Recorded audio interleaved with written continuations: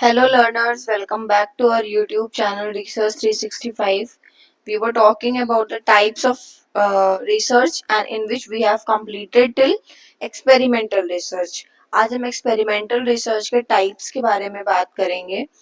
मैंने कल बताया था आपको कि experimental research क्या होती है. उसमें manipulate कर सकते हो आप variables को, है ना, और conditions को आप control कर सकते हो. रैंडम असाइनमेंट होता है, इसमें रिफ्लेक्सिबिलिटी होती है. उसके अलावा आप क्या करते हो, ये कॉज एंड इफेक्ट रिलेशनशिप को जानने की कोशिश करते हो, एस्टैब्लिश करते हो. और उसके अलावा आप वेरिएबल्स की एक दूसरे पर डिपेंडेंसी देखते हो कि आप कैसे इंडिपेंडेंट वेरिएबल को मैनिपुलेट करके डिपेंडेंट वेरिएबल में चेंजेस ला सकते हो. चलिए शुरू करते हैं. सबसे पहला है प्री एक्सपेरिमेंटल.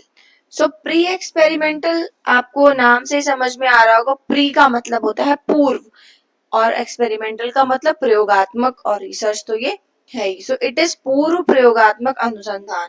इसमें क्या करते हैं कि आप एक्सपेरिमेंट करने से पहले ही किसी कंट्रोल्ड ग्रुप का इसमें क्या रहता है, अभाव रहता है. इसमें कंट्रोल ग्रुप नहीं होता है.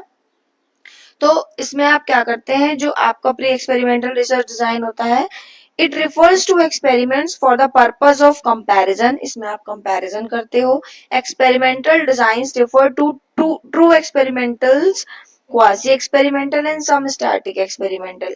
अब एक्सपेरिमेंटल डिजाइन में प्री एक्सपेरिमेंटल भी आती हैं, क्वासी भी आती हैं, ट्रू भी आती है और स्टैटिस्टिकल भी आती हैं. प्री एक्सपेरिमेंट्स क्या होते हैं, वो टिपिकल एक्सपेरिमेंटल डिजाइंस नहीं होते हैं. उनको मेनली आप एक्सप्लोरेटरी टूल्स की तरह यूज करते हो कंपेयर करने के लिए दूसरे एक्सपेरिमेंटल डिजाइंस को. They are vulnerable to internal and external validity. They have no control group for contrast. जैसे मैंने बताया, इनमें कोई भी नियंत्रण समूह नहीं होता है. अच्छा, अभी कितने टाइप की होती हैं इस पे भी हम चर्चा करेंगे. तो यहाँ आप देख पा रहे होंगे, one shot case study, one group pre test post test design and the another is static group comparison. एक तो जो प्री एक्सपेरिमेंटल होती है उसमें कोई भी आपका कंट्रोल नहीं रहता है आपके वेरिएबल्स पे, मतलब जो आपका इंडिपेंडेंट वेरिएबल है उस पे आपका कोई कंट्रोल नहीं रहता है. इसमें तीन तरीके की मैंने बताई, one shot case study, one group pre test post test design और स्टैटिक ग्रुप कंपैरिजन. चलिए एक एक करके बात करते हैं. तो जैसे पहला है ओसीएससी, ओसीसीएस मतलब वन शॉट केस स्टडी. इसका मतलब क्या, एकल समूह पूर्व परीक्षण और पश्चात परीक्षण डिजाइन. ये बहुत ही आसान है. आप अगर शाब्दिक रूप से जाएंगे तो आपको समझ में आ जाएगा बर्गली की क्या मतलब है. दूसरा मैंने आपको बताया one group pre test post test design. तो one group pre test post test design का मतलब क्या हुआ, इसका मतलब ये हुआ कि एकल समूह पश्चात परीक्षण डिजाइन. फिर तीसरा है आपका स्टैटिक ग्रुप कंपैरिजन. इसका मतलब है स्थिर समूह तुलना. यानी कि जो पूर्व प्रयोगात्मक अनुसंधान होता है वो एक इस प्रकार की रिसर्च होती है जिसमें जो रिसर्चर है वो प्रयोग करने से पूर्व यानी एक्सपेरिमेंट करने से पहले ही पूर्ण नियंत्रण का पालन नहीं करता है. और ये प्रारंभिक जो प्रयोगात्मक परीक्षणों के रूप में आप इसको देख सकते हैं. इसमें कुछ लिमिटेशंस होती हैं, जैसे कि इसमें कंट्रोल ग्रुप नहीं होता है और आप जो है रैंडमली असाइन नहीं कर सकते चीजों को. ये पूर्व जो मतलब क्रियात्मक अनुसंधान है यानी प्री एक्सपेरिमेंटल जो रिसर्च है उसके टाइप्स की हम बात करेंगे. तो one group pre test post test design की पहले हम बात कर लेते हैं. तो इस प्रकार के रिसर्च में एक ग्रुप होता है, उसको बिना किसी इंटरवेंशन या बिना किसी ट्रीटमेंट से पहले उसका प्री टेस्ट ले लिया था. मतलब एक ग्रुप है, उसको आपने ट्रीटमेंट नहीं दिया और आपने उसका प्री टेस्ट ले लिया है. फिर आपने क्या किया, उसको ट्रीटमेंट दिया और उसका पोस्ट टेस्ट ले लिया. तो इस प्रकार के जो रिसर्चेस होते हैं उसमें नियंत्रण नहीं, कंट्रोल नहीं होता है, जिससे ये जानना डिफिकल्ट हो जाता है कि जो चेंज आया है वो इंटरवेंशन यानी ट्रीटमेंट देने के बाद आया है कि किसी और बाहरी कारण की वजह से आ गया है. जैसे अगर आप किसी क्लास के बच्चों को किसी विशेष टीचिंग मेथड से, स्पेसिफिक टीचिंग मेथड से पहले और बाद में आप मापे, मतलब पहले आपने बच्चे को कोई चीज पढ़ाई तो उसमें किसी तरीके का स्पेसिफिक टीचिंग मेथड का यूज नहीं किया और फिर बाद में आपने एक ट्रीटमेंट दिया यानी विशेष टीचिंग मेथड का यूज करके पढ़ाया, तो आप ये नहीं जान पाएंगे कि जो बच्चे की इंटेलिजेंस में बदलाव आ रहे हैं वो सिर्फ और सिर्फ टीचिंग मेथड के स्पेसिफिक होने की वजह से आ रहे हैं। क्या पता कोई और अन्य बाहरी कारण हो जिसकी वजह से बच्चे के इंटेलिजेंस में या अचीवमेंट में बदलाव आ रहा है। मान लीजिए वो बच्चा कुछ दिन पहले बीमार हो और कुछ दिन के बाद में वो ठीक हो गया हो, तो इसमें आप इस चीज की श्योरिटी नहीं रख सकते। दूसरा है one shot case study. One shot case study का मतलब है इसमें जो रिसर्चर होता है वो एक ग्रुप पे कंट्रोल रखता है, यानी एक ग्रुप को ट्रीटमेंट देता है, फिर उसका क्या करता है, उसका जो रिजल्ट आता है उसको देखता है। लेकिन इसमें जो है उसके पहले के हस्तक्षेप से कोई माप नहीं होती है, मतलब पहले से कोई मतलब नहीं है। ये केवल और केवल क्या करते हैं, जो बाद में टेस्ट दिया है, जो बाद में ट्रीटमेंट दिया है ग्रुप को, उसके अकॉर्डिंगली ही ये चीजों को टेस्ट करते हैं या रिजल्ट को मापते हैं। इस डिजाइन में भी नियंत्रण समूह नहीं होता है ना, और इसमें भी प्री टेस्ट आप नहीं करते, जिसके कारण क्या होता है कि आप कॉज एंड इफेक्ट नहीं बता सकते। जब आपने प्री टेस्ट किया ही नहीं तो आप कैसे बताएंगे। ठीक है, जैसे मान लीजिए आपको किसी ग्रुप को एक नई दवा देनी है, या किसी ग्रुप को आपने एक नई दवा दी जाए और फिर आप उसके इफेक्ट को देखने की कोशिश करो, लेकिन आपने पहले तो नापा ही नहीं ना, कि पहले तो आपने देखा ही नहीं कि दवा देने से पहले स्थितियां क्या थी। तो इसको आप कहते हो वन शॉट केस स्टडी। मतलब आपने किसी के लक्षण देखे कि भैया इसको बुखार है, अब आपने ये नहीं नापा टाइफाइड है कि क्या है, और आपने उसको दे दी दवा। अब आपने उसका पूरी तरीके से ट्रीटमेंट ही नहीं किया, वो पूरी तरीके से एग्जामिन ही नहीं किया उसको, तो ट्रीटमेंट आपने जो बाद में दिया है, एक नई दवा दी है, उसका प्रभाव आप कैसे देख पाओगे कि पहले से और बाद से क्या अंतर आया है। तो इस तरीके की होती हैं आपकी ओसी OSCS, मतलब एक सिंगल ग्रुप होता है और उसको ट्रीटमेंट आप एक पर्टिकुलर टाइम तक देते हो, तो फिर आप मेजर करते हो डिपेंडेंट वेरिएबल को, फिर उसका इफेक्ट आप देखते हो। अगर कोई बदलाव आ रहा है तो हम ये 100% नहीं कह सकते कि ये हमारे ट्रीटमेंट की वजह से ही आया। जैसे आप मान लीजिए टूर पे जाए, टूर से आने के बाद आप में कोई बदलाव आ जाए, तो कोई ये नहीं कह सकता कि टूर पे जाने से आपको, क्या पता आपने टूर पे कुछ ऐसी चीजें देखी हो जिसकी वजह से आप में बदलाव आ गया हो। इसमें physical, psychological, social changes include होते हैं, जो कि क्या करते हैं, हमारे डिपेंडेंट वेरिएबल को इफेक्ट करते हैं। ठीक है, अब अगला है स्टैटिक ग्रुप कंपैरिजन।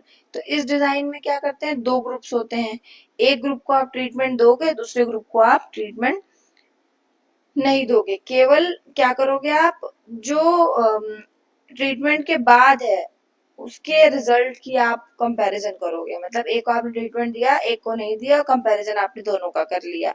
इसका उद्देश्य क्या होता है, ये देखना होता है कि जो ट्रीटमेंट है उसका इम्पैक्ट जो है वो दूसरे ग्रुप में कितना ज्यादा पड़ रहा है ना। तो ये होता है आपका स्टैटिक ग्रुप डिजाइन। एक और बात, जो आपका वन शॉट केस स्टडी है उसका एक अच्छा एग्जाम्पल है आर्मी अल्फा टेस्ट, है ना।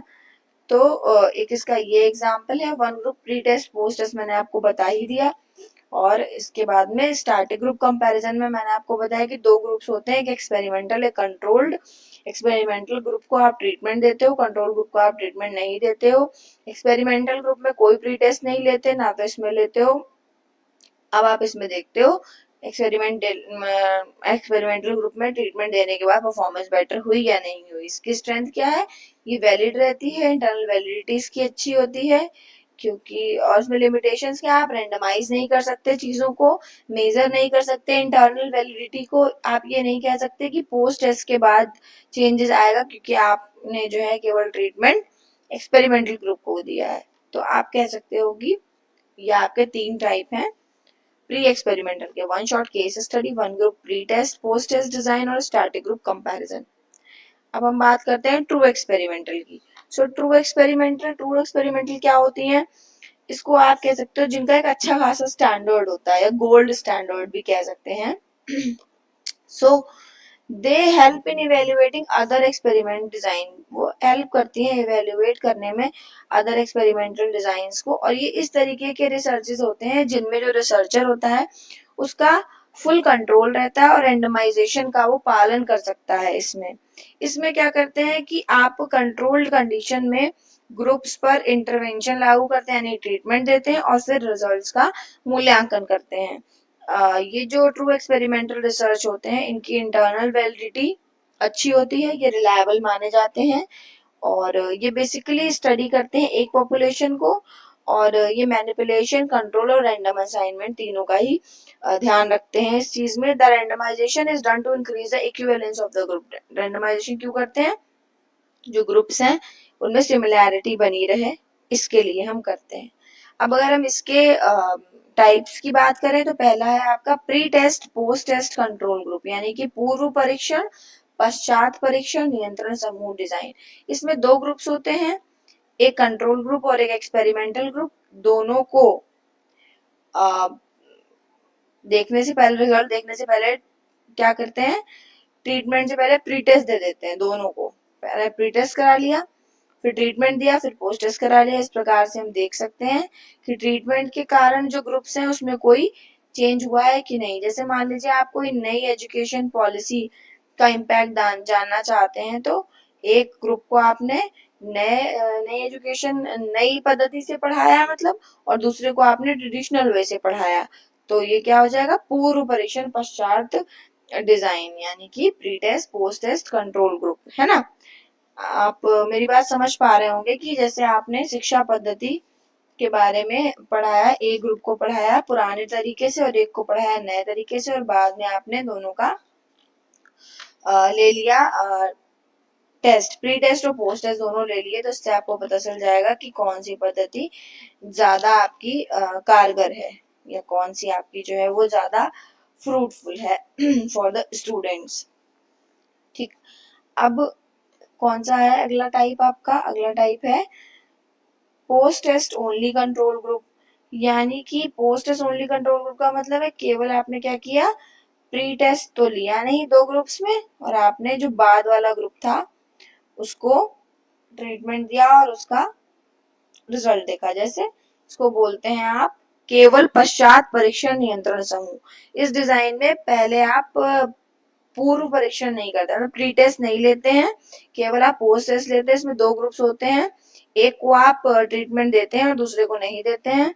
उसके बाद में पोस्ट टेस्ट आप करते हैं, दोनों की तुलना करते हैं, तब आप बता पाते हैं कि जब आपने प्री टेस्ट लिया था तो उसका कुछ प्रभाव पड़ा कि नहीं पड़ा। मान लीजिए कोई नई मेडिसिन पद्धति है जिसका प्रभाव जानने के लिए आप एक ग्रुप को एक नई दवा देते हैं और दूसरे को नहीं देते हैं, फिर दोनों के रिजल्ट्स को कंपेयर कर लेते हैं। फिर एक है आपका सोलोमन 4 ग्रुप डिजाइन, इसको सोलोमन 4 समूह डिजाइन भी कहते हैं।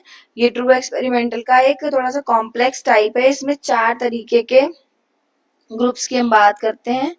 तो पहले दो समूह पूर्व परीक्षण और पश्चात परीक्षण दोनों के साथ प्रयोग किए जाते हैं, मतलब पहले के जो दो ग्रुप होते हैं उनको आप प्री टेस्ट और पोस्ट टेस्ट दोनों देते हो, और जो बाद के दो ग्रुप होते हैं उनमें केवल पोस्ट टेस्ट आप देते हो। एक तो ये टाइप हुआ। इसका क्या उद्देश्य होता है? उसका ये उद्देश्य होता है कि जो प्री टेस्ट के इफेक्ट हैं उनको हम नाप पाए, माप पाए, और ये जांच पाए कि जो प्री टेस्ट है उसे किसी प्रकार के परिणामों में या रिजल्ट्स में चेंज होता है। इस तरीके के जो डिजाइन होते हैं वो ट्रीटमेंट के रियल इम्पैक्ट को ज्यादा अच्छे से नाप सकते हैं। जैसे मान लीजिए किसी नई शिक्षा पद्धति का प्रभाव आप 4 अलग अलग समूहों पर अलग अलग तरीकों से नाप रहे हैं। किस लिए नाप रहे हैं? कि आप ये बता सकें कि जो चेंज आया है वो सिर्फ ट्रीटमेंट के कारण आया है, ना कि प्री टेस्ट के कारण। तो आप कह सकते हो कि जो ट्रू एक्सपेरिमेंटल होता है उसमें कंट्रोल होता है और उसके अलावा ये परिणामों को अधिक सटीक और विश्वसनीय रूप से दे सकता है। इसमें 4 टाइप, इसमें 3 टाइप मैंने आपको बताया, pre test, post test only control group और सोलोमन्स 4 डिजाइंस। एक और इसमें pre test post test control group होता है। So that's all for today learners, thank you so much for watching. अगर आपको ये वीडियोस इंफॉर्मेटिव लगती है so please like share and subscribe Research 365।